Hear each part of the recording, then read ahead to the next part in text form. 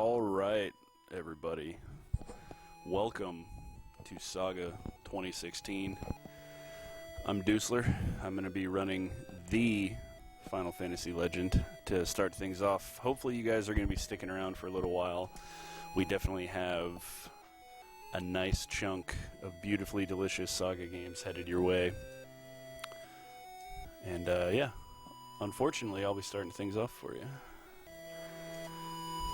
Alright, so Bic, if you are on timer, if you can hear me, we're going to start in 3, 2, 1, go. Alright, so yeah, as I said before, this is the Final Fantasy Legend. Right now I'm just hiring a couple people, no big deal. So basically the premise behind this game is, wow, I'm already starting off terribly. There's this tower that leads to paradise that nobody's ever really explored, and so we're gonna hire some people and try to explore it. The reason I selected a mutant female at the beginning is just to go ahead and sell some things off. Let's see, it sounds like we're having some problems here. But we good. We aren't going to concern ourselves with these kind of things. So anyway, the way that this game works is step manipulation for encounters, essentially. Every encounter is going to be the same, no matter what. And anytime that you reset, that your step counter kind of resets, and it can be random. But if you do a hard reset, or you power on, power off, things are going to be consistent. The only issue with that, I'm playing on Super Game Boy 2 currently. The game, for whatever reason, any platform you play on, the RNG is set, but it's different on every platform. So if you play on Super Game Boy 2, or you play on Game Boy Player, or you play on an actual Game Boy, the RNG meaning enemy encounters, is going to be the same for everything, but different on every platform. So that being said, Poxnor's current world record is 1 hour and 7 minutes on the Game Boy Player. Super Game Boy 2 is quite a bit slower than that. So I actually had to reroute all the encounters. There is a possible reset point right here. Alright, we made it. So those guards that are kind of walking around in dungeons, those guys are the only real RNG in the game, and their movement can get me into an encounter with them, and that'll cause trouble. Alright, so I took some extra steps there to get this zombie encounter, and everything that I'm doing up to this point has been setting up a meat drop here. So there's a thing in this game called PRNG, which is pseudo RNG, and that determines my meat drops, and it also determines if I can run away from battles or not. And it's basically, the game looks at a table and it says, okay, last fight you ran, so next fight you're not going to be able to run, or vice versa. And the reason that I ate meat to become an O-Bake is because the O-Bake always critical hits that P-Frog, and it makes things quite a bit faster. So the reason that I came down here into this bandit cave, basically in the first world here called the Continent, we're trying to gain entry into the tower in the center of the world, and in order to gain entry to that tower, we have to collect 3 pieces of armor from the kings around the continent. The king to the north here told us that there's a problem in this cave, and we needed to go take care of it. So basically, we just went and took care of it without talking to the king. Now we're going to head up to the castle and get the armor from him. So the premise behind the game is that there's a tower in the center of the world that supposedly leads to paradise.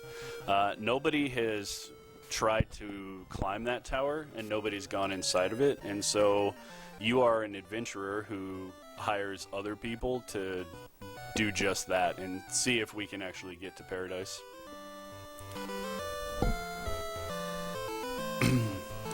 So all all the steps in towns, all the steps over certain tiles, which I'll talk about a little bit later, don't actually count toward your step encounter. And so, as I'm going, any overworld stuff... Alright, let me equip that real quick. Any overworld stuff is going towards my step encounter, but most things in towns and castles are not.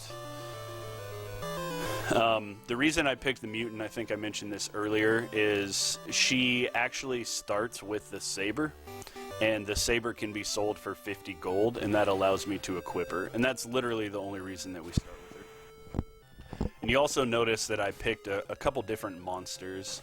The way monsters work in this game is based upon a meat table. And so there's actually 25 different classifications of monster that the game looks at. And so you'll notice right now my O-bake, I'm going to eat this albatross meat and become an Oni. And so that's part of my meat transformation. So essentially the way meat works in this game, and I'm going to try to make this simple because it's actually extremely complicated. You have a meat level and you have a target level for each classification of meat in the game. So, for example, let's say that the O-bake is meat level 1, target level 1. And if I eat albatross, it's meat level 1, target level 3. So the game looks at the highest target level that you have, and between those two meats, so it looks at, okay, you're an O-bake and you're eating an albatross meat. If those two are combined, which of the 25 species will you transform into? And then after it looks at that, it says, okay, what's the highest, the equal target level or lower, so less than or equal to target level, and then it transforms you based upon that. So throughout the game, I'm setting my pseudo RNG to get meat drops so that I can transform my guy accordingly. I also do certain things, so nasty encounters like that one I can run from.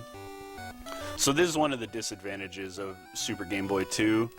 The Game Boy player, the way that Poxnor has it routed out, there's like 0 having to burn steps. There's one point in the game where you have to burn steps, but I'm going to be doing this a couple of times to get into proper encounters.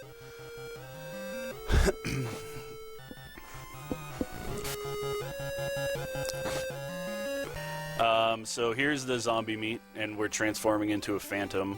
And now, in order to progress further, we're going to need to eat goblin meat. So based on the way that I set my RNG earlier, through running from certain battles and fighting certain battles, I know that these two are going to give me meat, and now I'm a gecko. So by fighting that Red Bull earlier, this also allows me to run from this fight. So the step encounters, or I'm sorry, the step that I talked about earlier that your encounters are based upon is extremely volatile right here. And so what I'm going to do is I have to be careful with these guards. This is also another reset point in the game, so I'm going to take it a little slow. So if I run into a guard in the next room inadvertently, I have to start over. This game's pretty brutal in that regard. Okay, so this is a set encounter with this guard, and he drops zombie meat based upon the PRNG that I had earlier. Now, if I miss a single step in this area, my meat and everything is completely thrown off. So I have to wait for this guard to move up so I can walk underneath him. And if this guy decides to walk up, okay, good. That's like the best case scenario right there. Alright, and here's this king decides that, you know, if we want the sword, then we have to fight him for it. So the 3 items that we're getting is the king's sword, the king's shield, and the king armor. And I'll talk about them a little bit later when we actually need them.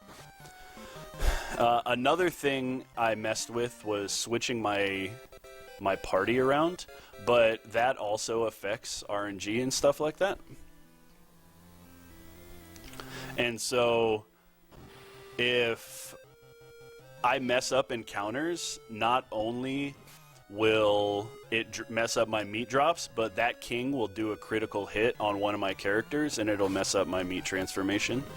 Because critical hits, surprise attacks, back attacks, everything is also predetermined by that PRNG. The can't runs, that's basically me going through the table of PRNG saying, okay, run versus can't run. Okay, this is like the worst possible thing this guy could do. Okay, nice. The guards are really volatile here. If you walk to the tile at the same frame that they do, you'll actually get into an encounter with them. Okay, anyway, so we're going to progress the meat a little bit further here. Progress the meat. And I'm going to burn a couple more steps. And if you guys were ready to get wings, here we go. You know, I never really thought about it either, but this meat progression is actually fitting for the Red Bull. Okay.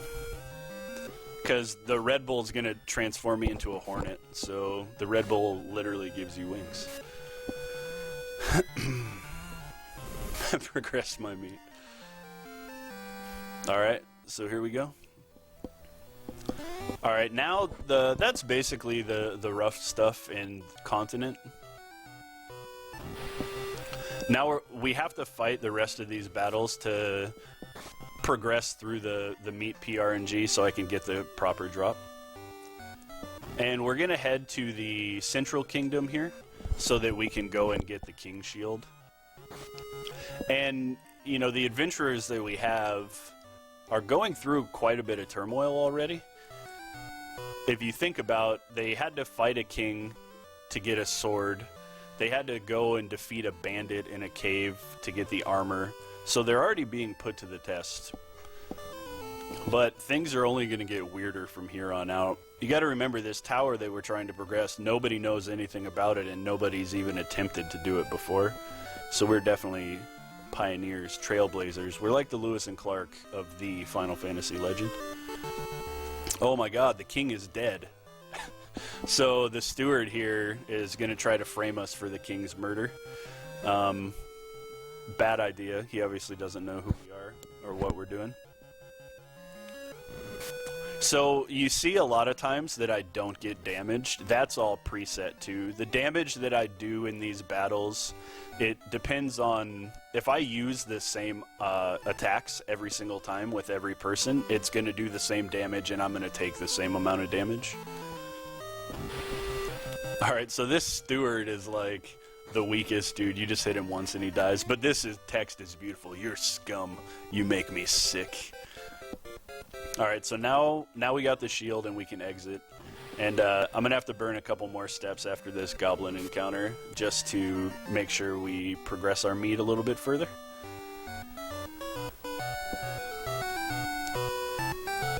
And we're almost done with World 1. Alright, so this is the encounter that we were talking about here. You notice we got quite a bit of the same meat. So we got the lizard meat going. Now we're Catwoman, so go ahead and get on Halle Berry's level. Alright, so here we need to get rid of the king stuff so that we can put it on the statue. And okay, we placed it on the statue and now we got this sphere. And basically what this sphere is going to do is lift the spell that's on the entrance to the tower for us. So here's our boy Jinbu, and Jinbu is the first of 4 elemental fiends. And that was unfortunate that Jinbu decided to attack Ash right there, because now I'm going to have to waste a little time to bring her back to life. But Jinbu is the first of 4 elemental fiends that are protecting the tower. Oh man, why am I missing so much? Dude, I have never seen this before. Okay, that was interesting. Okay, don't think it's over. Luckily I don't have any more encounters. That was weird, man. So, there's a limited amount of times you can revive characters in this game. You actually have a a set amount of hearts that you use at the House of Life to bring people back to life. And yeah, I've never actually had that many people die here, so that was interesting. But anyway, you'll see me going to ends a lot in this game. It's just a free heal, and right here it's like 123 gold piece. And we're gonna go ahead and hire a skeleton here, get nice and spoopy. I need to reset my order as well. Okay. This is the first of one of my save points. So I rerouted the game to make it a little more marathon safe, because this game is extremely not marathon safe in any facet. So by having these saves here, that gives us a little bit more of an opportunity.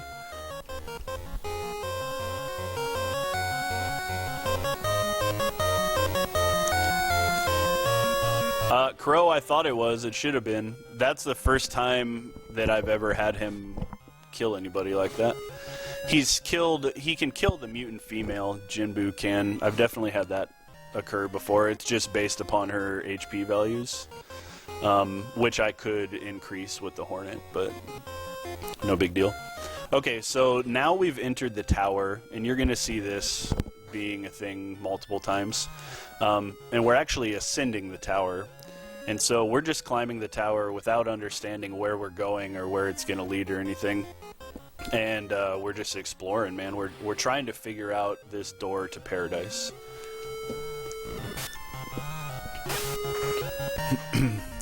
And this is an extremely volatile amount of steps here too.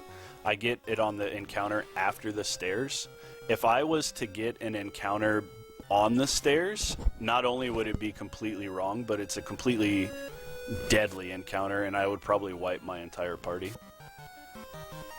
ESP is an attack that doesn't really do anything. It doesn't actually like help you at all. ESP it just says that you use ESP, and I think that it increases your evasion is the only thing that I've seen so far. Okay, so I'm going to burn quite a few steps here because I need to get 3 different sets of gargoyle meat, and that was my first set right there. And I'm going to be doing a couple different things to affect the PRNG here so I can run from encounters. So I'm going to kill this ghoul. And I'm killing him just so I can get into an encounter with 2 ghouls later on, and I'll run from them twice because I'll get a can't run originally, and then the second time I'll run. But that'll set my run PRNG so that I can run from a nasty encounter just after that.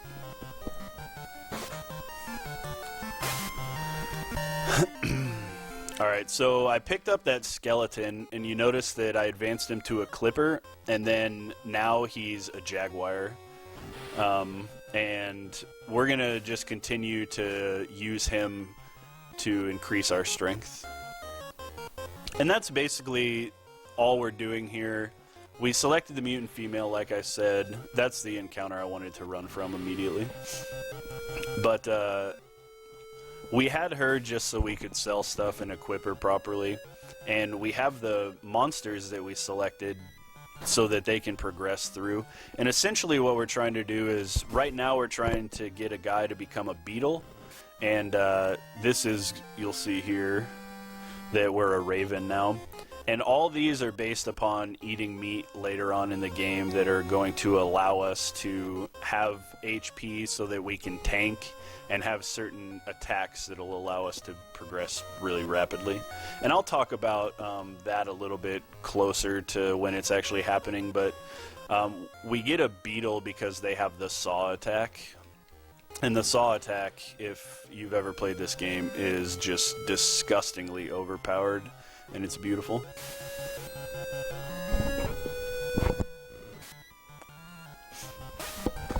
Alright, so we're actually at the end of the tower here, and after we defeat this worm, we're going to be entering the second world, and it's the water continent. And basically, in the water continent, we do a lot of weird stuff. And I'll try to explain it the best that I can as we're walking around. And it is water. I know the color is really strange just because it's like a reddish. The encounters here are going to be kind of weird. There's one that could really, really cause a problem. I'm going to get into an encounter later that I could be critically hit and...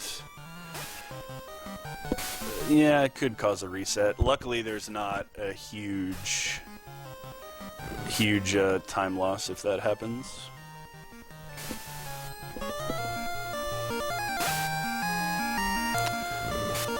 But yeah, the water continent is pretty quick. Shouldn't be anything major. And dude, Ash died again. That's cool. We're gonna skip out on the gecko meat, as tasty as it sounds.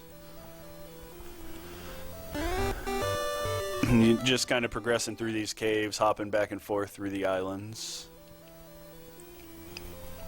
There is this strange vehicle that we get into, and we'll be traveling along the water later on here. We're not going to actually talk to anybody, but if you talk to the town folk, what they end up telling you is that there's a dragon named SaGa who lives at the bottom of the ocean, and if we want to find the sphere to unlock the magic that's holding the tower, we need to get to the bottom of the ocean and defeat SaGa. And so, whoops, dude, hello? We got the air seed right there on that island, and what the air seed's going to do is allow us to actually breathe underwater.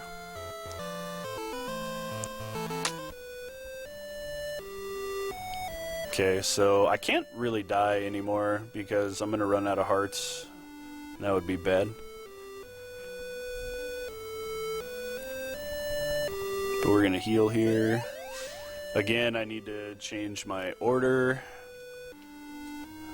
because that's bad.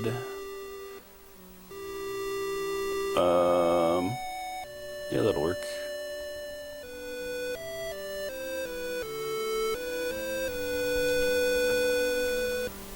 Okay, so we need to buy the battle sword here, and I'll discuss that a little bit later. I don't know why I keep scrolling all the way down. You can press up.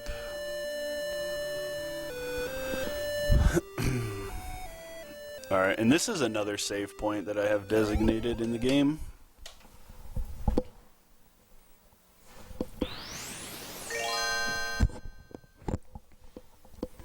Alright. So now we're gonna be in our little mushroom squid island traveling thing, and we're just gonna bomb into this little whirlpool that we see in the middle of the ocean. Now, without the air seed, I wouldn't be able to breathe, and I'm supposed to be on the bottom of the ocean right now. It may not translate super well because of the Game Boy, but yeah.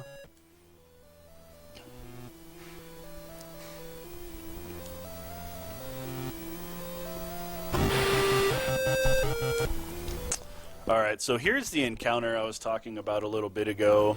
This guy has the ability to... He has the ability to critical hit me. The Phantom does, and if he does, then I need to reset, which sucks, but it's just part of it, I guess. So here you'll get a little bit of an idea of how powerful Saw is. So I just killed that guy one shot, no big deal.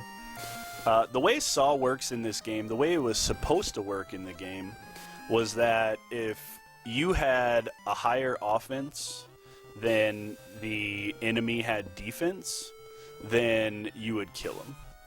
But somebody programmed it incorrectly, and if the enemy has a higher defense than you have offense, then you actually kill him with one hit. So you can imagine that later on in the game, a lot of enemies have higher defense than we have offense, especially because we're going to be such a low level. Yeah, no damage is a miss. Okay, we have some other encounters here that are going to progress our meat. These octopus guards are also kind of a pain. Alright, sweet, we got by them. And from here on out, we're basically going to be abusing the hell out of Saw. And only one character has Saw, so keep that in mind. But as you can see, I killed that shrimp. And then on the next turn here, I'm going to kill the guard in one shot as well. The only disadvantage to Saw currently is that with the beetle, Saw is 50% chance to hit or miss. But it's also set up on PRNG like everything else is.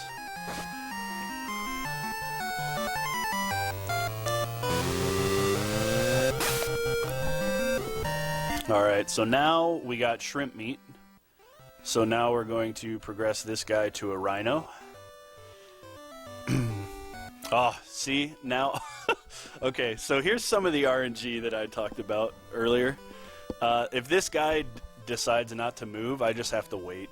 I can't, because I can't get into an encounter with this guy. So now we just got to play the waiting game. Alright, thanks, Octobro.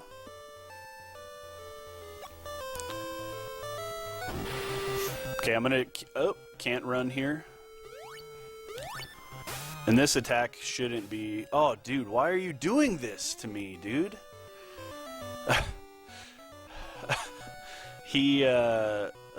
God, okay.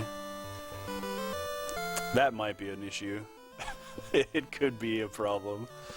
But we'll deal with it later, I guess. So this cactus fight is going to be a little longer than it needs to be.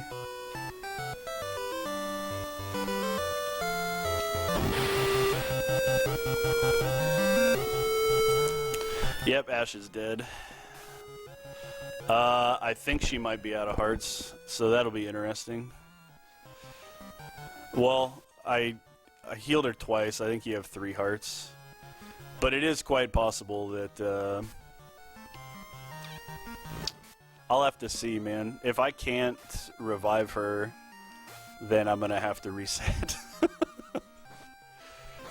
So before I get to my next save point, I'll have to see. That's unfortunate. That guy is supposed to miss in one of the attacks on her. Okay. We're going to make it work. We're actually getting a new attack fairly soon for her. So hopefully, we got new armor and a new attack coming up for her that actually makes things quite a bit easier. So normally, if I have Ash here, I can use Ice on this guy. And if you cast a spell, it does damage to all of the members. So if you look on the side of the enemy, it says Cactus 2. And this is a 5 cactus fight. So you actually have to kill 5 of them. And now we're down to 1.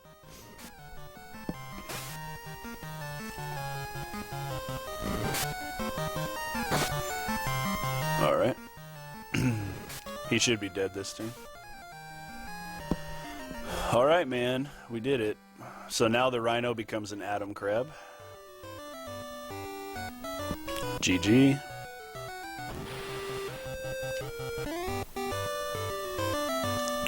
We're gonna get into some other encounters here. These guards, man. So from here on out, running into the guards isn't like a huge deal. But, yeah, could be a problem. Don't move, thank you. Alright, so we're also gonna get a cure spell here, which I'm gonna be abusing the hell out of. Because I don't really know where my guys are at. Yeah, okay. I need that. Thank you. I can equip her too, even though she's dead. So that's kind of weird, but it's all good. Let's see. So hopefully, you know, hopefully she's okay. She's dead, but hopefully she'll be alright. And most of the encounters that we have for the rest of this aren't going to be too big of a deal. We can just run from them and not be too insanely worried. But alright, you guys can see how great SaGa is starting out already. So, encounter here. These werewolves are kind of a pain because they can use Tusk. And Tusk does quite a bit of damage. And that's... I had a werewolf kill Ash earlier. Okay, so we're getting close to the epicenter of Ryu's kingdom here. Alright, so you can see all these orbs.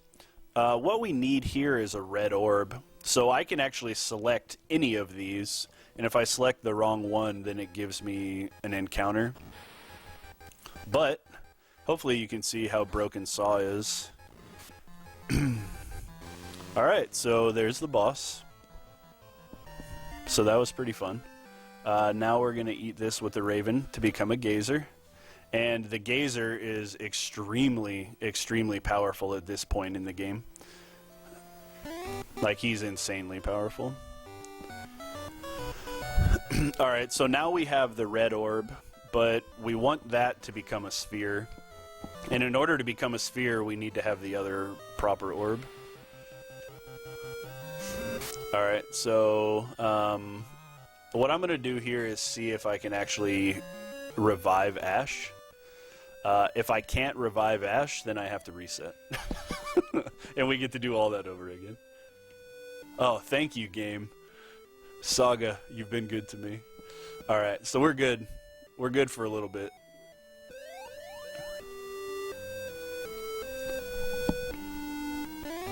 Alright. We're not quite done here in the water continent. We need to go to this little hut and talk to this creepy old man. So this guy gives us a riddle. And the riddle that he gives us is, what is the... Here, it's right.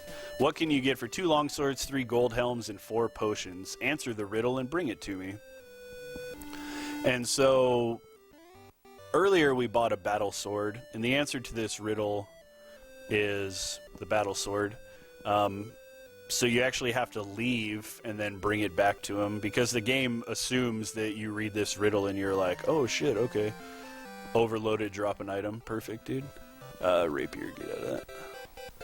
Okay, so now that we have that, we can combine the red orb and the blue orb to get the sphere. And by using the sphere, that unlocks the door to the tower so we can ascend higher. And you'll see that repeating. Alright, let's kill these dudes. So you'll see that with the Gazer, he uses this beam and it's just crazily overpowered at this point. So most of the time it's faster for me to just kill these guys.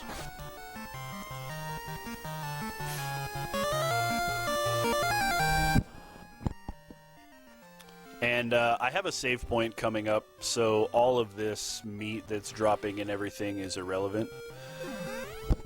Because whenever you reset, you actually reset the PRNG as well. And like I said, a normal reset will be random. I think it depends on the frame that you reset on. It'll give you, you know, a certain spot in the table for PRNG, for meat, and for runs. But if you save at a certain point, then your step encounter will be on.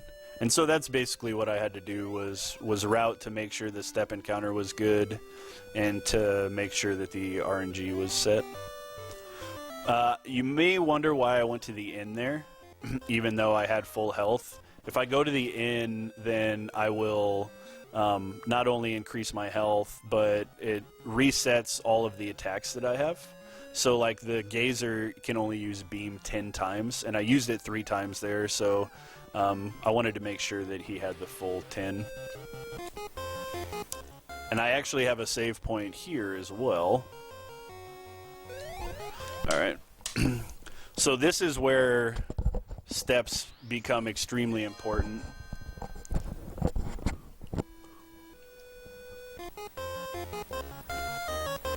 So I have to walk around here and get set up into a special encounter, and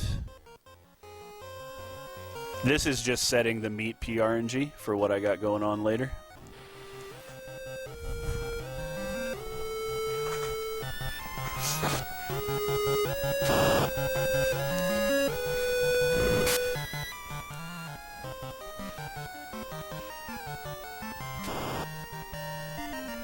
And I'm not eating the worm meat. Okay, so once again we're ascending the tower.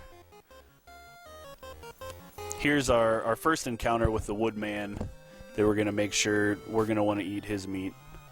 And we're going to transform into a mantcore with this dude. Alright, so continue to ascend. And basically all the encounters in here, I'm going to be killing them to make sure that the meat PRNG is set correctly. Progress the meat. That good wood.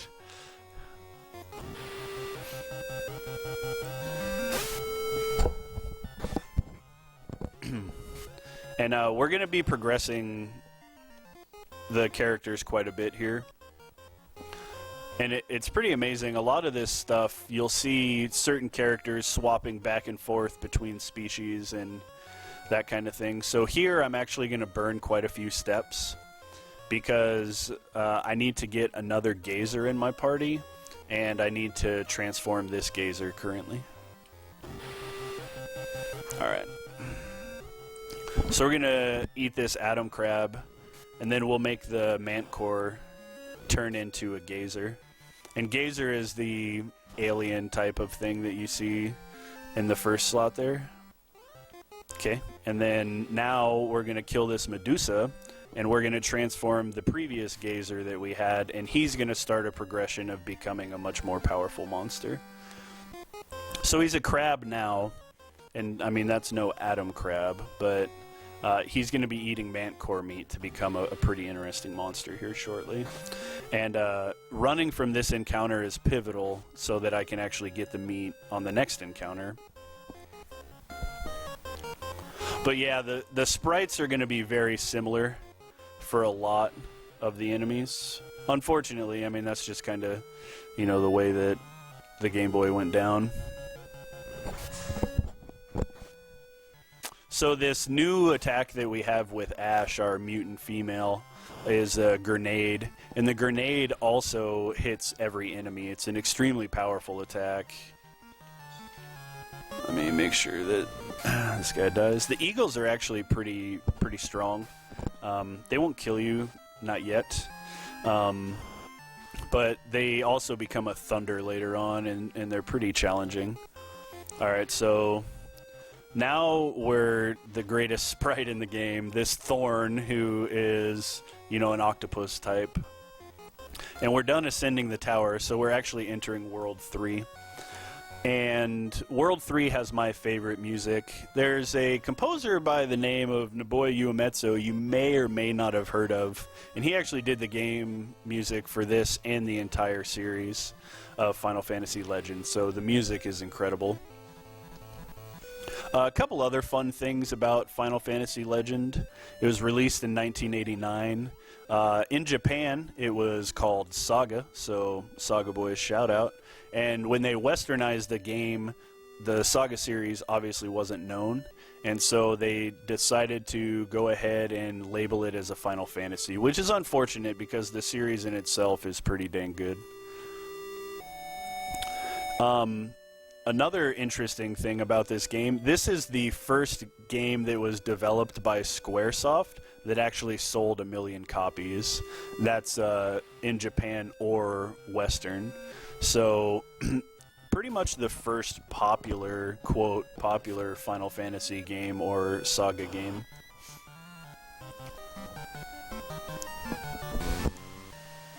Alright, so now we're a mosquito, and we're going to progress to a Tengu.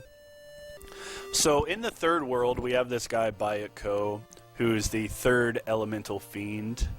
And basically, what the town folks say is, if you want to get close to Bayat-Ko, you need to join his guard. So we went to the pub and we got in a fight with some of the people that were in his elite guard, and we beat him.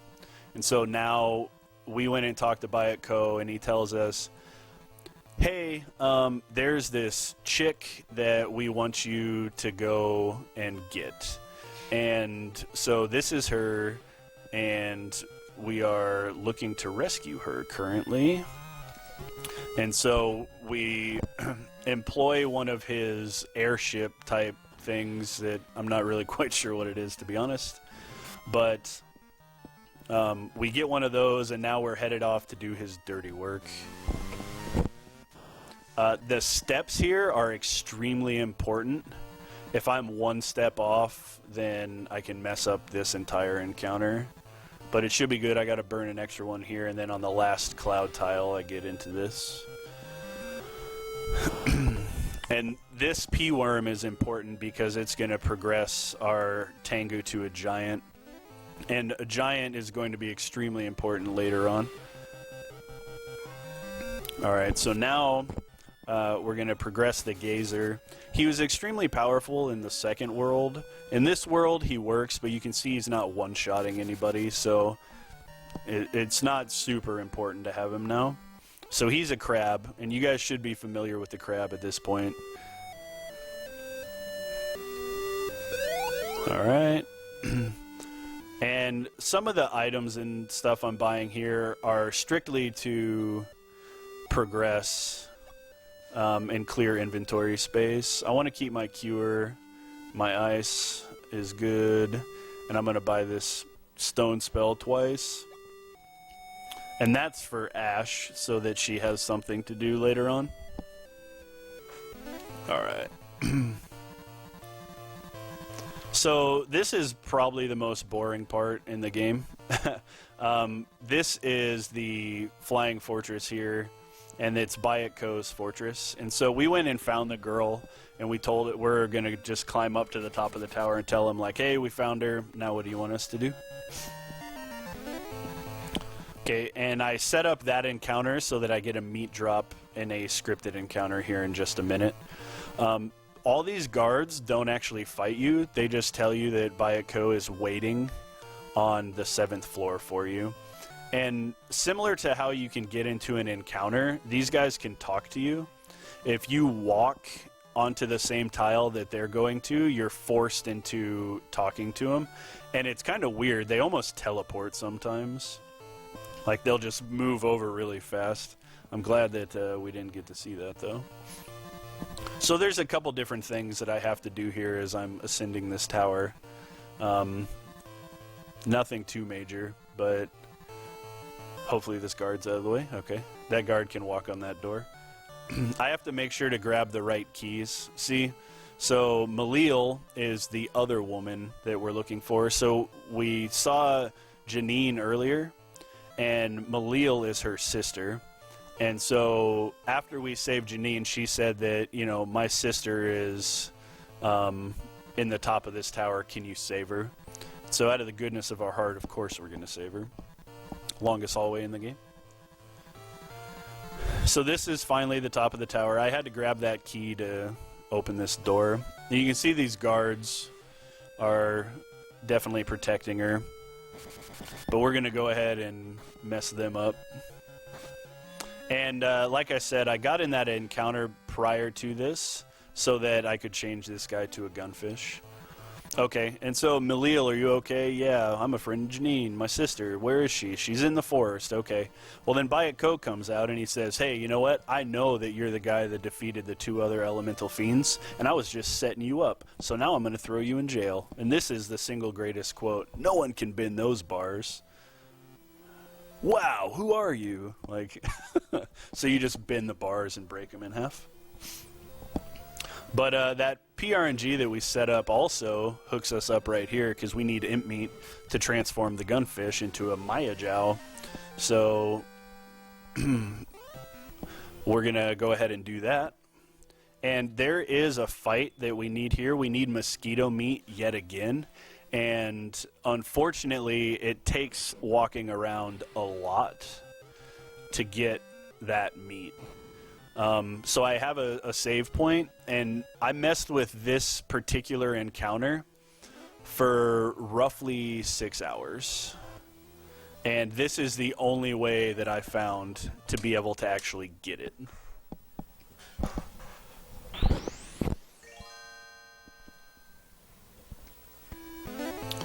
So,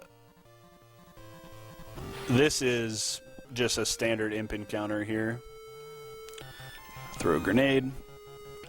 You'll see a lot now, too, that my armor's been increased. It says, Imp casts fire. Ash has resistance to fire. No damage. So instead of just saying miss, it explains to you why it missed in a lot of instances. Okay, so after I defeat this imp, all the guards in the room are going to disappear. I don't need the meat, unfortunately. So we're going to go ahead and grab the jail key, and that unlocks the door directly ahead of me.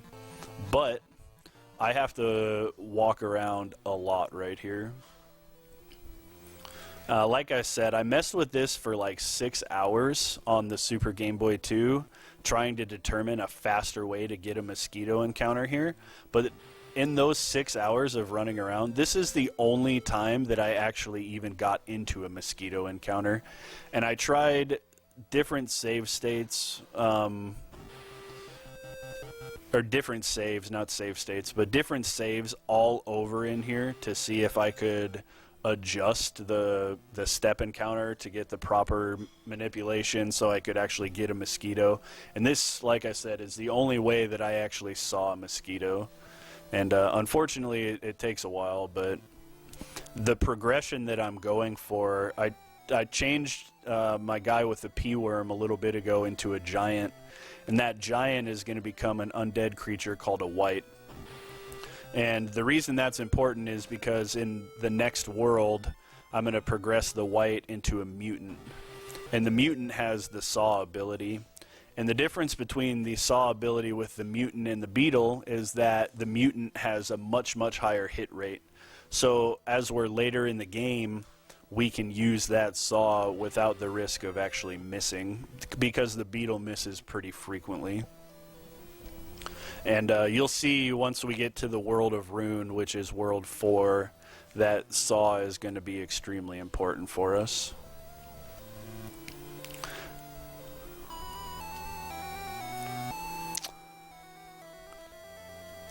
So one problem with the TAS versus Super Game Boy 2 is that emulators actually use the hardware from Game Boy Player, and so the encounters are going to be the same that they are on Game Boy Player, not on Super Game Boy 2.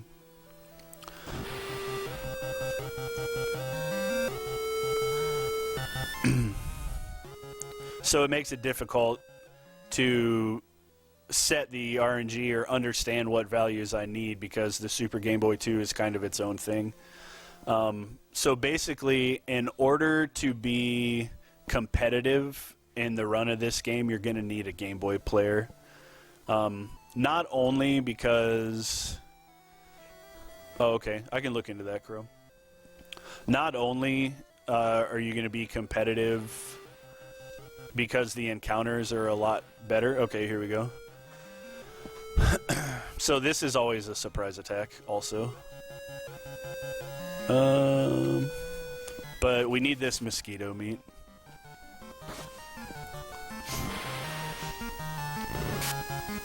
I hate when they attack by the nose. Alright, mosquito. Now we're a wight. Yo, Incroyable, what's up, buddy? Welcome back to the Twitch world. Alright, so now we understand we've escaped from jail, and Bayatko is gotta go down. So by entering that fortress and walking down into the woods, we see where, I guess, Janae, Janine, and Malil are at. And you can see Bayatko actually has the sphere that we need. Who did he just kill? Please tell me he didn't kill my sword guy. Or my... Oh my god, dude. He did?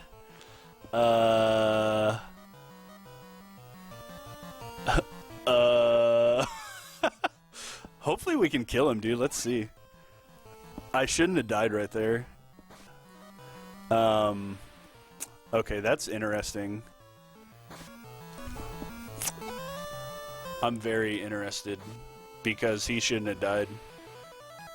But hey, we're gonna go with it.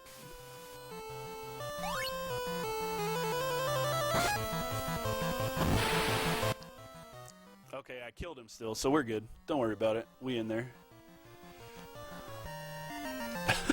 We in there, yo.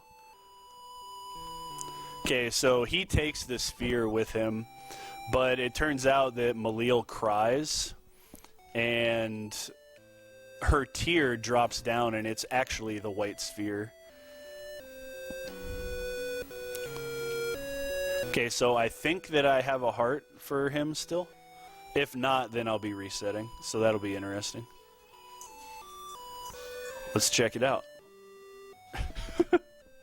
Gotta love it, dude. SaGa 2016, let's go.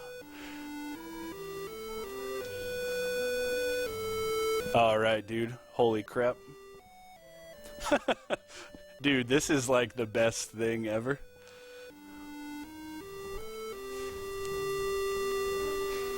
Alright. Sick.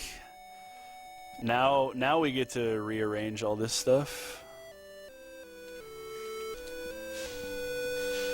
Let's see. Now I need to see where my guys are. Okay, we good. We're in there, boys. Alright, so now we're going to ascend the tower one more time. And I have a save point right here.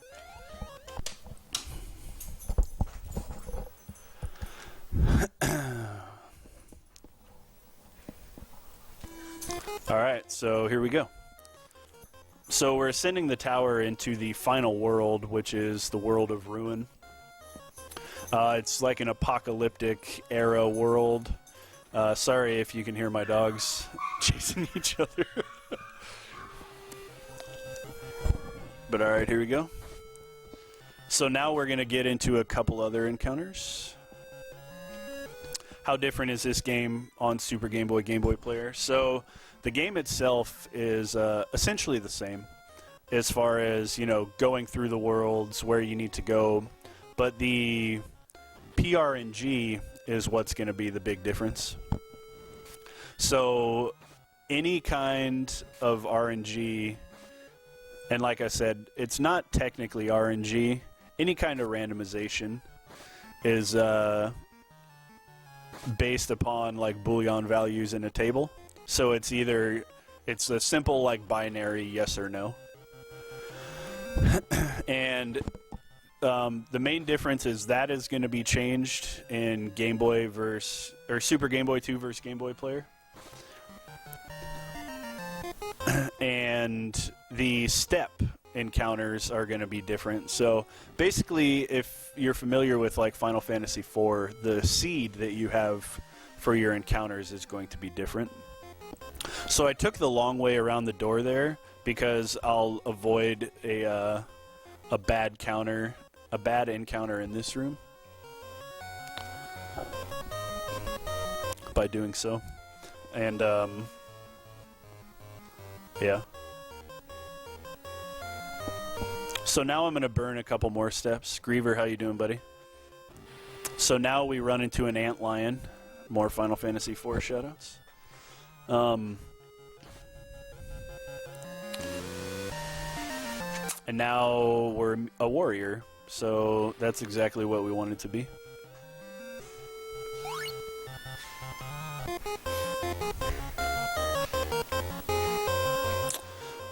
So I played it on Super Game Boy because that's what I had available.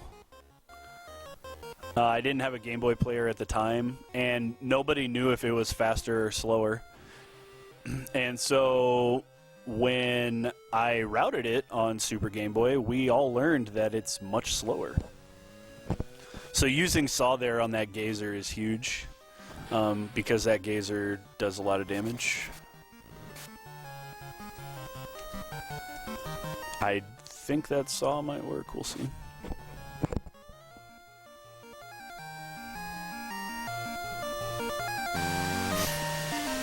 Alright, so this Gazer meat is going to change this guy to a Tengu.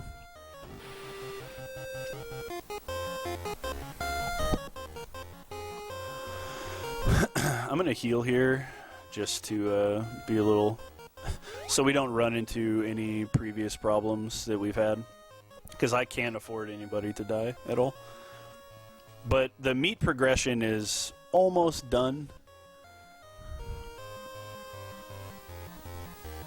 Yeah, so there, you know, Crow's explanation, read that.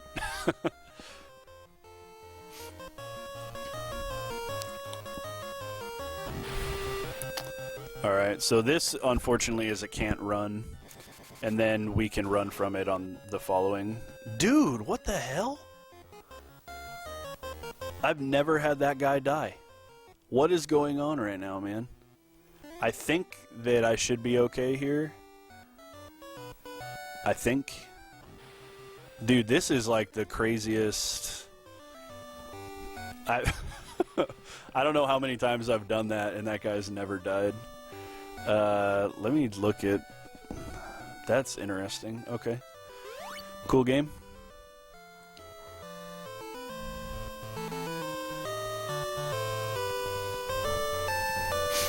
Alright, so this chick that we saw is being attacked by these adamants. So we're going to go ahead and put a stop to that. And these adamants can actually hit pretty damn hard. The main thing we don't want the adamant to do is attack Ash. If the adamant attacks Ash, that's really bad. Like that, dude. Ash just died. So I have to reset. So now we get to walk through all that stuff again. Because, yeah. Because I ran out of hearts with Ash. So that's cool. So you guys are familiar with this this section that's happening here.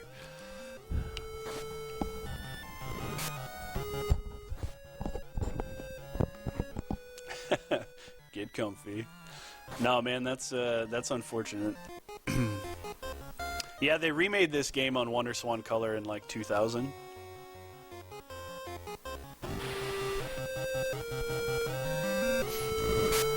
But like I said before, all these encounters are just to set the PRNG for meat drops and stuff coming up. And same thing in this next attack. Or in this next encounter, I'm going to use Saw here so that I can saw the 4th Anaconda.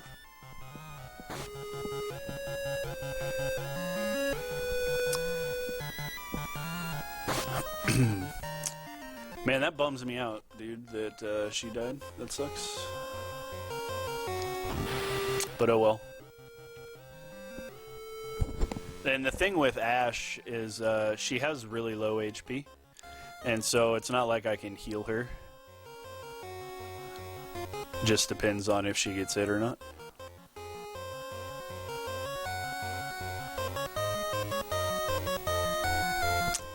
Nice JPG.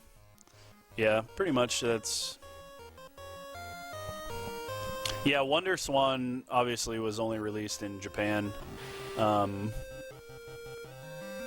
But yeah, you can play it. They translated it in like 2003. Alright, so once again, we're gonna change back to the warrior. I am the warrior. Great song, right? And like I mentioned before, the reason that we want the warrior is because they can use the saw, and their hit rate is much, much higher than the beetles.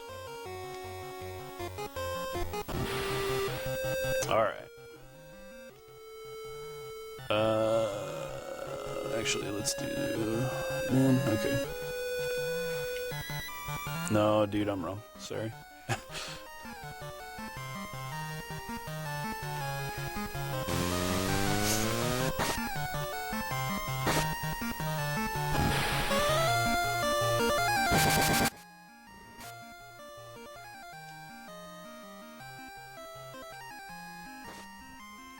So I really want to kill that Triceratops as quickly as possible, just because he can do a lot of damage. Alright, Tengu, here we go. I'm gonna cure here again. Just trying to save face.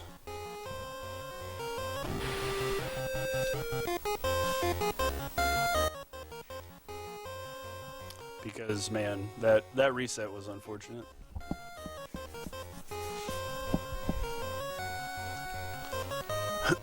So that encounter with the Adamants really is the last encounter that we have to be super concerned with. It's interesting to have Ash at no hearts, essentially.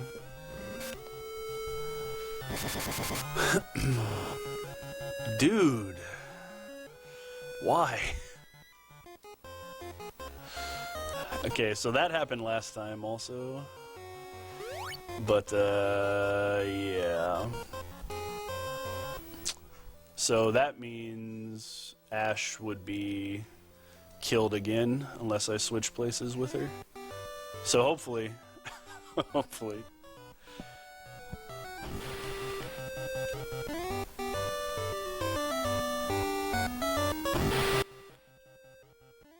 I'm really unsure as to why he died again, but okay.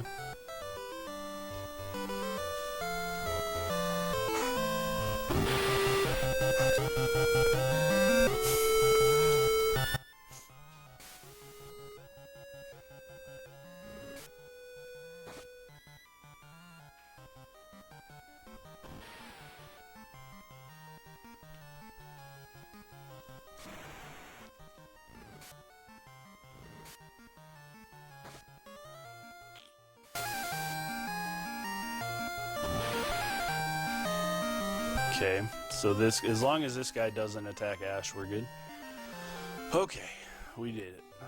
So, yeah, by switching her right there, that allowed us to keep her alive with limited HP. Alright, so now we're progressing, finally. Okay, so this guy right here, Suzaku, is the Elemental Fiend.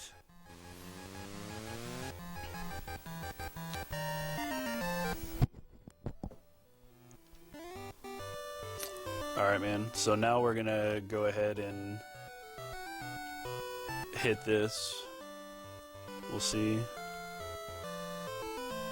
Whew, man. That...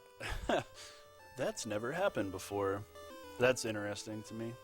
But hey, now we gotta make sure the order is correct again. Let's move him here. So that should be the correct order.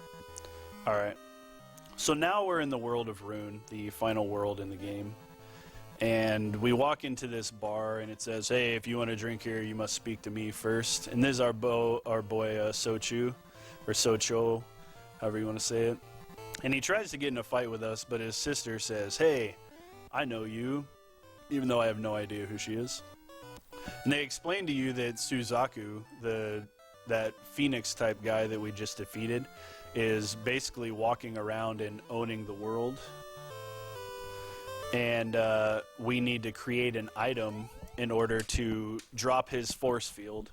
So normally when you play the game casually, Suzaku, you can't actually defeat him. And so the only way to get away from him is to run. But because of the saw glitch, we can just chop him down and it's much faster. And so now we take Homeboy's bike, and we're going to get a couple of items. And so the item that we're trying to create is actually called Erase 99. And some pretty high-tech stuff is involved in old Erase 99.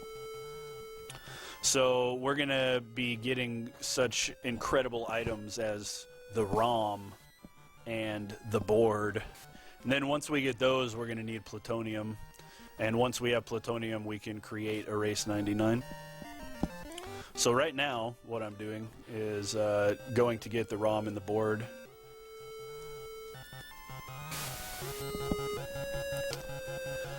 And of course, we have some progressions that we need to make. Lava Worm has that special body, though.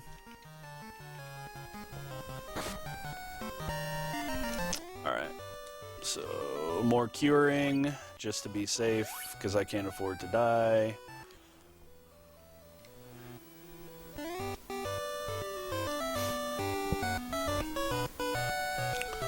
So I need to get into an encounter with a Lamia here in order to progress my meat. We'll saw. Actually, let's axe, saw, ice, and grenade.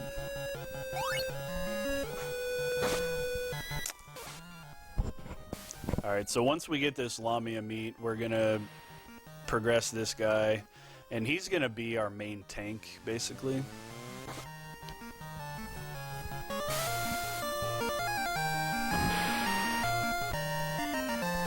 Lamia. Okay, so now he's an Iron Man, which is pretty good. Iron Man is a pretty strong character.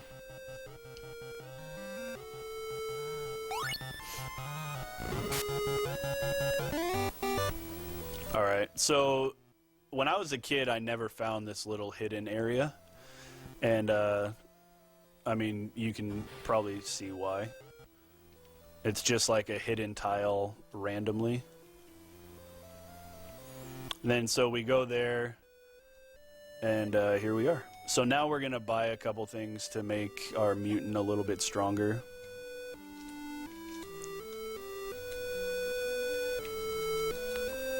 Okay, so her armor is actually pretty good now.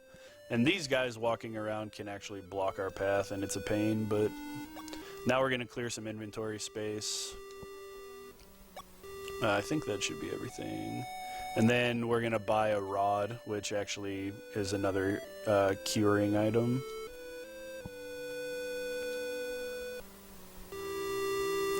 So we go and talk to this little hidden dude up here, and he goes, "What ROM do you have? Here's the board for your ROM." And so now we have the ROM and the board that we needed. I'm walking back in here so I can have my bike.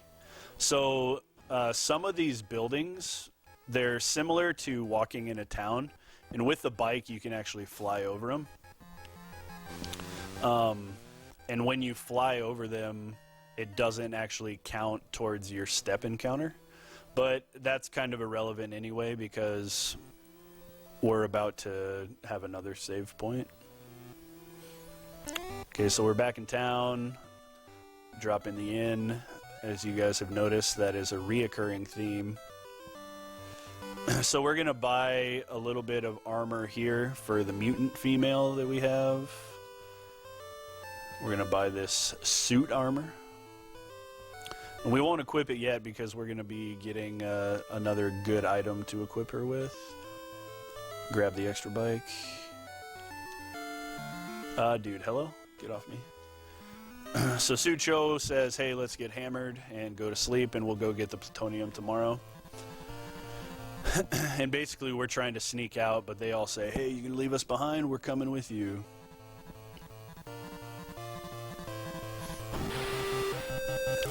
Run from that, and then we're going to get another encounter here. We have to get out and talk to him so that he'll say, hey, let's jump across. Which is really stupid, but it is what it is.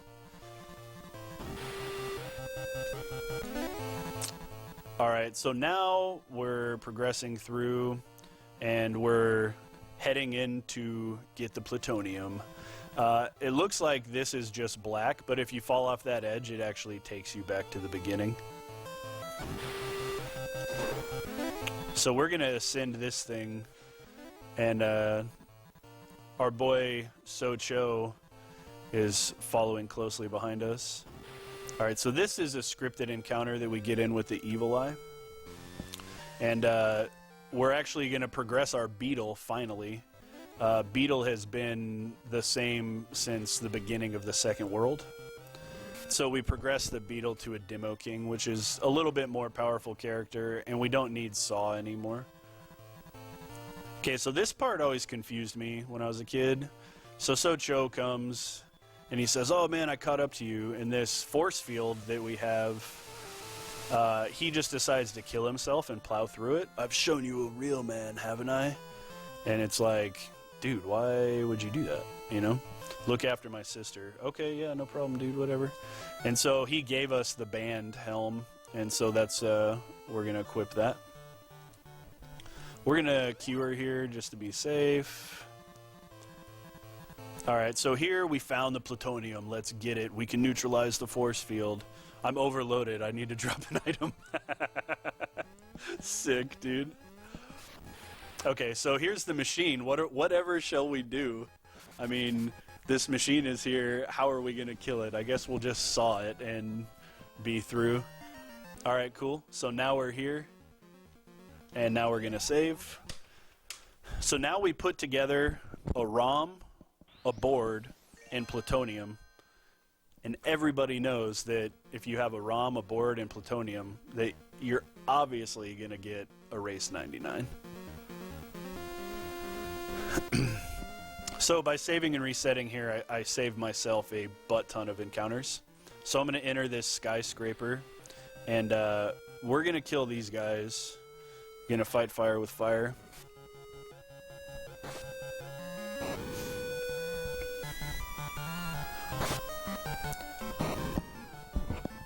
Alright, so these guys drop meat, but, you know, unfortunately, we don't really need it.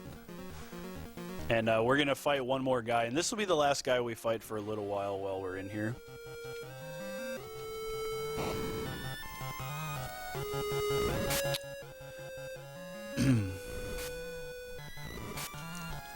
Alright, so let's kill the ice crab, and then we'll go ahead and heal up, just because the way things have been going, I don't need to heal here, but man, you never know. Alright, so this is kind of a weird section. Like, you just jump on these elevators, I guess. I think they're elevators, or, you know, something along those lines.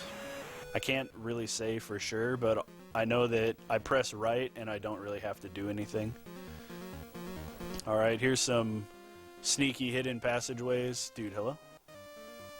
I always forget which one to walk down right there. But this area as a kid was actually the reason I didn't beat this game. I could never get past this. Of course, I was very little. I played this game in the early 90s, so I was just a wee little deuce. But lots of little hidden passageways and stupid things like that. Fortunately, we get to run from that demon. Those demons are pretty nasty. This nice long hallway that, you know, has nothing going on. So just enjoy the music. These spikes, those are just aesthetics.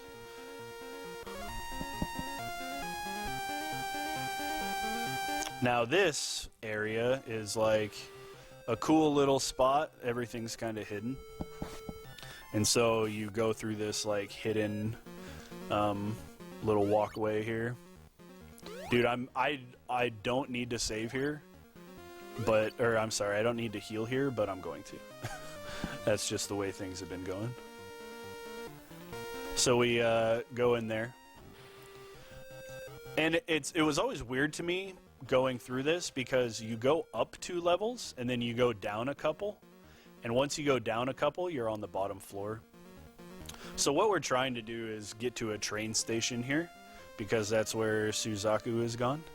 And I think that these floor tiles are supposed to be fake stairs, maybe? Like you're walking around like, oh no, am I gonna go downstairs? Or, you know, I'm not really 100% sure.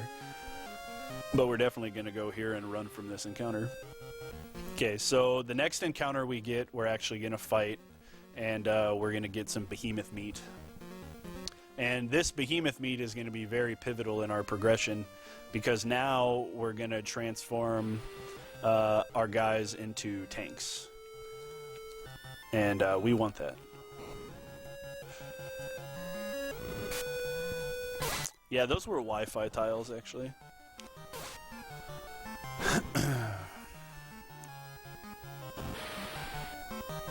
Alright, so here we go. Now you can see this Iron Man, we're a co-run. So we're going to go ahead and heal these dudes up, because the encounters we have coming up are kind of nasty. Progress the meat. Alright, we're getting pretty close here. That reset was highly unfortunate, but things happen. This, I think, you'll see a lot later on, like from here on in the game. They have a lot of repeat tile sets, and it's just to kind of create the idea that you're traveling a long way, when in reality, it's just a huge pain.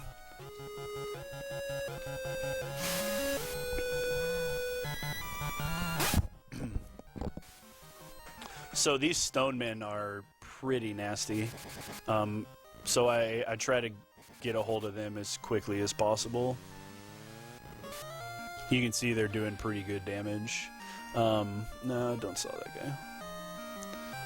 One ice should kill this guy. Okay.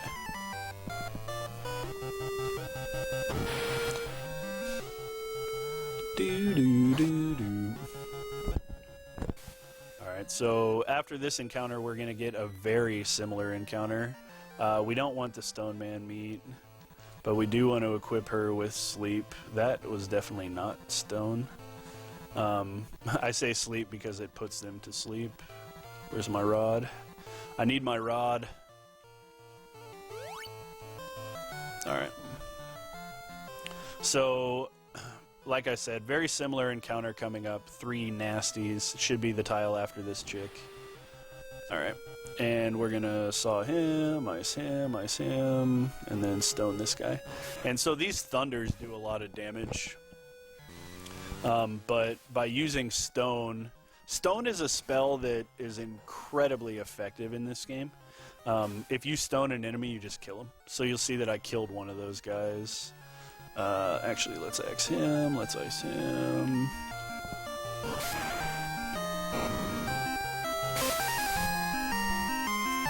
Alright. So I'm confident with the PRNG and stuff here because it should be consistent, and he should die here.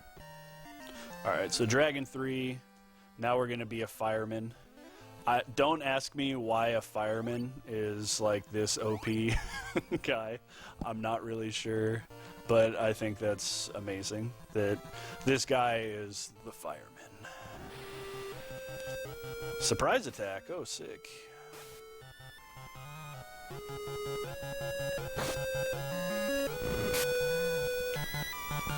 So it's definitely a can't run situation, and then we'll be able to run on the next turn. So generally what happens is the first character in your party takes a brunt of the damage. So we want to have the fireman there to be killing it. But now we talk to these guys and they say, use it, use the machine. So now we get to use a race 99, and the force field is now useless. So we're going to go ahead and do the same as we've been doing. We're going to saw Suzaku, and hey, thanks for playing, man. Alright. Okay, so here, thanks for everything. And this is So Choi's grave that we're actually at. And the reason that we wanted the Demo King here is because we can actually teleport with the Demo King. And so, let me change these two.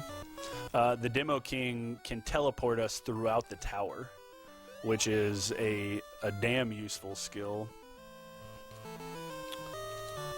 Oops. So now we can go all the way back up to the 16th floor.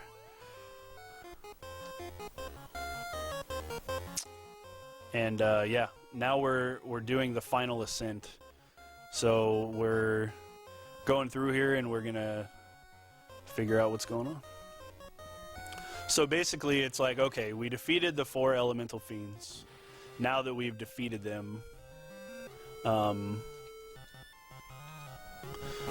we have the final ascent in the tower. So what are we going to do? You know, it's like nobody knows where we're going. Nobody knows what's going to be there. And so we're getting after it. Find the final ascent. Those soldiers are pretty easily vanquished with a saw. Encounter. We're going to have a can't run here.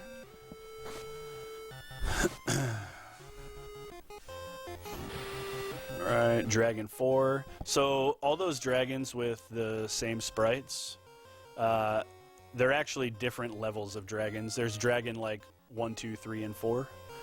And they all have different meat values and properties, and they're pretty cool. But yeah, so, you know, just climbing the tower, yada yada, no big deal. It's all good. We're gonna have an encounter coming up. And you can see they've been recycling enemy sprites throughout the entire game.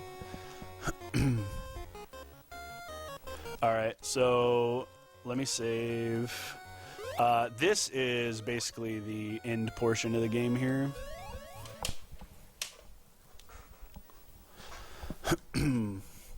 So, we're going to talk to this guy, and you've probably seen him a couple times. He's this fella here with a top hat. Be careful, Ashura lives above. And it's very important that we talk to him right there. If we don't, we actually can't progress in the game. Okay, we're going to have a can't run and then a run here. So Ashura is actually a really, really cool boss sprite, too. Like, he's really cool looking. And I know for a fact I don't need to heal here coming up. Okay. Okay, and we're going to switch to the mutant here. Because when I switch and put him in the first spot, he uses Saw immediately. And it overrides Ashura's attack. So we kill him right away. So he was kind of like the final boss. But, you know, instead of going into the tower, oh no, we fell into a pitfall. Voice in the distance, can you climb out? So now you can see that everybody that we've rescued is at the bottom of the tower. And so what do? We use the sphere and we shake the screen and it drops the tower down and the seal has been broken. And so now we're ascending the tower for the final time. But it couldn't be that easy. We're going to have to fight the elemental fiends once again. Of course we are. Why would we not have to fight the elemental fiends once again? Okay, so we've changed to the beholder here. Now we're going to switch these guys. I switched from the Demo King to the beholder just because he's got much better defense. Here's what I was talking about earlier. We're going to ascend this tower, and it's just like the same screen over and over and over again. I guess it gives you a sense of depth or a sense of 1938 damage every time. Easy every time. But it just gives you this sense of exploration, I suppose. He used strict and nothing happens. All right. So we are going to be eating some of the meat here. And we're going to be progressing our firemen further than we thought possible. And as you can tell, we're going to be doing the same screens over and over again. And when the screen changes, that's how you know we've progressed further into the tower. So lots of walking coming up here. Lots of ascending this super far tower. And yes, we still are progressing the meat. Alright, and the next screen should be the last one of this particular tile set, and we'll get into 2 encounters here. We're going to run immediately from this co-run, and then we're going to have a can't run here. And all these tiles are actually forcing me up, and so if I hold up, I move faster. But this particular tile set, I have to hold right or it puts me in a loop and puts me back down to the beginning. Here's our boy Bayat Ko.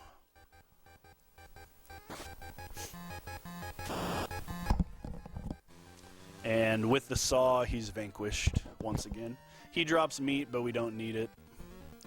And we do heal here.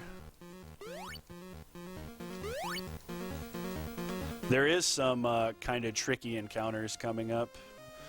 So hopefully I remember exactly what to do. The armor. He's going to do 103 damage after this attack.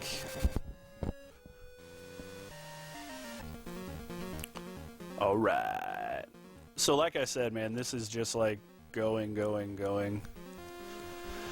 And we don't even know why we're ascending this tower. You know, that's the interesting thing with all of this is we don't know what's going to be at the top. Nobody's ever come this far. Nobody's ever defeated Ashura.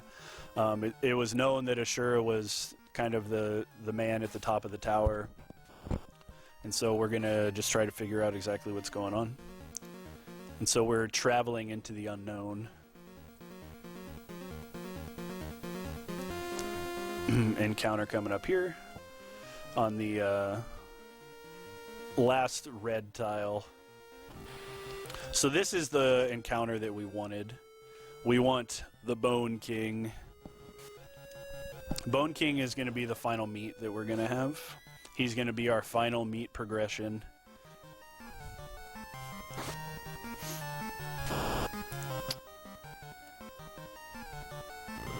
Give him that forehead. Alright, so now we're a basilisk. I'm sorry, he's not the final one. We have a one more boss. Let's see. Okay, that should be fine. So those pudding, those guys are extremely dangerous, man. They are really... Okay, so that is not good at all.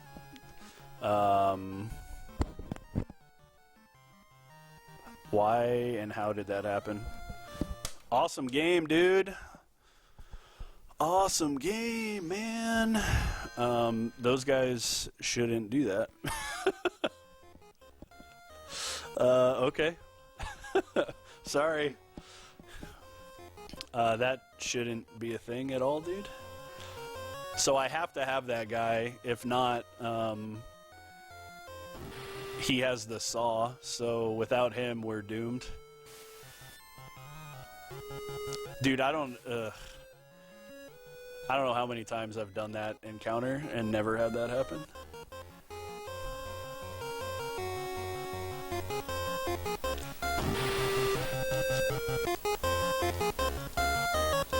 Yeah, you definitely don't want to play this. That's the lesson. That sucks, dude, because that was like almost the very end.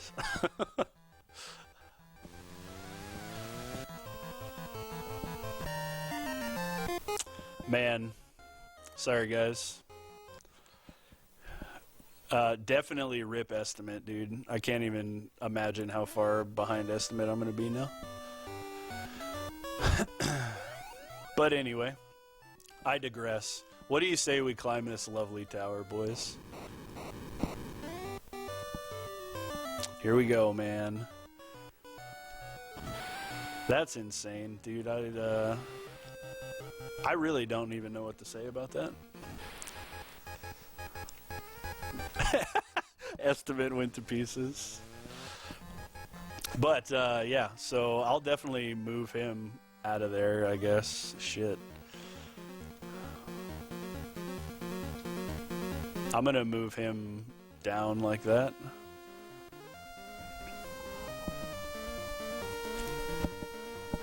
Alright, boys. Well, you guys are familiar with this. So here we are, climbing the tower. So I'll give a little story recap for those of you who are either just joining us or, you know, aren't really quite sure exactly what's happening. So, at the beginning of the game, we start on the continent. And it's known that there's a tower in the center of the world. And it's said that the tower leads to paradise.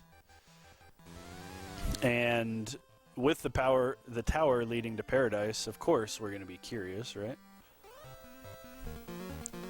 And so we, a hardy group of adventurers, decide to go to the local guild and hire a couple more people. And we're going to take on this tower and find exactly where this paradise is at. And so, basically that's where we're at, man. We've been defeating elemental fiends, traveling up the tower, trying to find what this paradise actually entails. And now we're on the final ascent of the tower. We've defeated Ashura twice. And, yeah. So now we're climbing, man.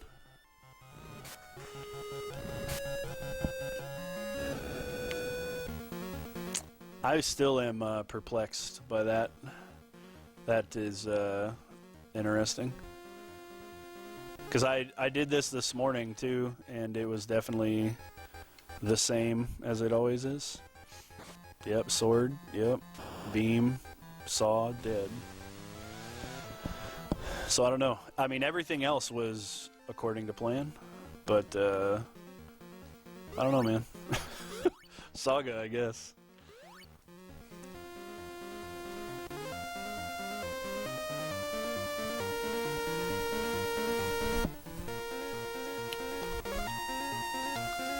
But yeah, like I said, if you don't hold right here, the elevator on the left side actually goes down. So the reason I'm walking to the right side of the stairs is because I have to. Because if I go to the left side, it pushes you down. Which is no bueno. Do-do-do-do.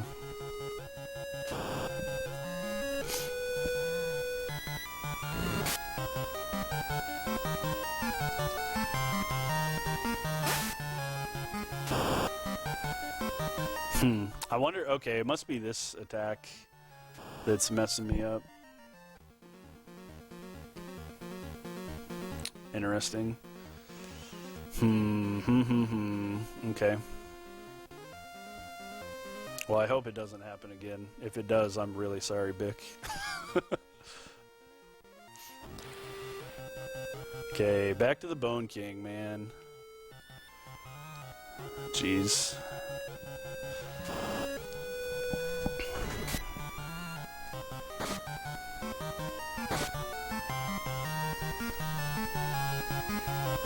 It's not really RNG, though. That's the thing.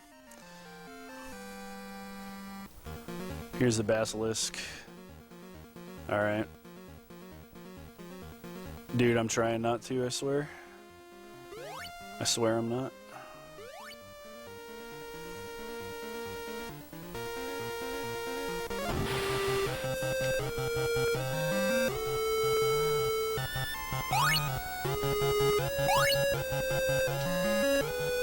Dude. Okay. Run? Okay. We're good. We did it. We did it, y'all. Alright, so by switching those guys, I went good. We're good. We're in there, man. We're in there. Alright, Bone King, let's kill him.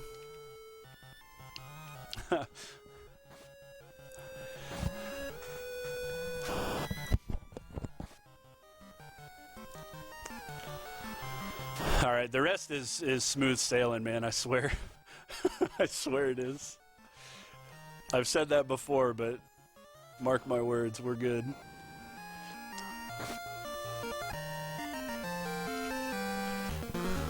Mark my words, boys, we're in there.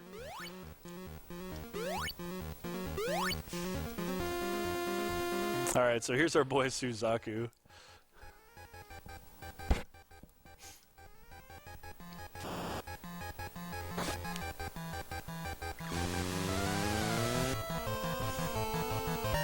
That's true, Jeremy. All right, so now we're Keyrin. Now we're like at full power here.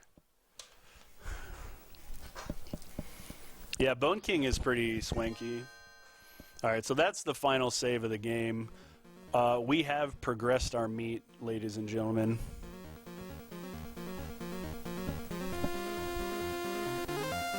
Oops, that extra step shouldn't be a problem. Okay, so these guys shouldn't kill me. I've been wrong before, but they shouldn't kill me. Okay. Alright, I'm healing here just to be super safe.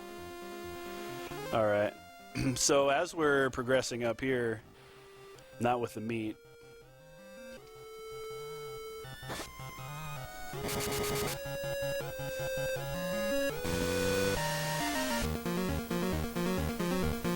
Gonna rod up again.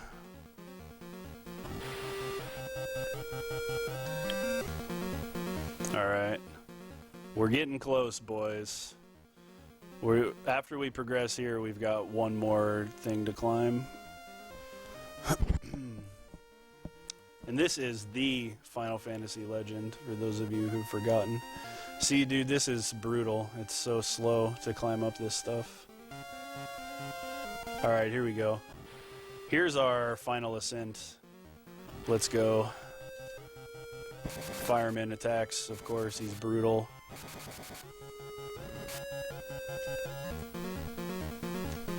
Just to be safe here and make sure that my guy doesn't die. Now where are we going? We're going all the way up to heaven, boys. Final tile, run. Alright. We made it. Listen to this music, it's so good. Alright, so now we're at the final boss of the game. And he may look familiar. You might have seen this guy perusing around. So basically, this guy, the creator, explains to us that the tower is just a game that he made, and that Ashura was to test all of us, and that he is God. And in the Japanese version, his name actually is God. But they censored it, and so he just says, yeah, it's a game, you know, and you guys won, congratulations. So of course we can't let that slide, and we challenge him. And luckily for us, the saw just tears the creator in pieces, so that would be time. So that's SaGa. And here we look, here's the door to paradise. But you know, the people in our party decided that, yeah, we're not going to go through the door to paradise. We're just going to return home.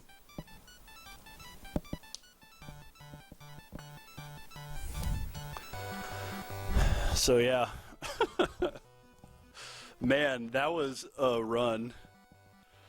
That was a run. This ending theme is pretty good. I know I'm well beyond estimate with some of those unfortunate resets, so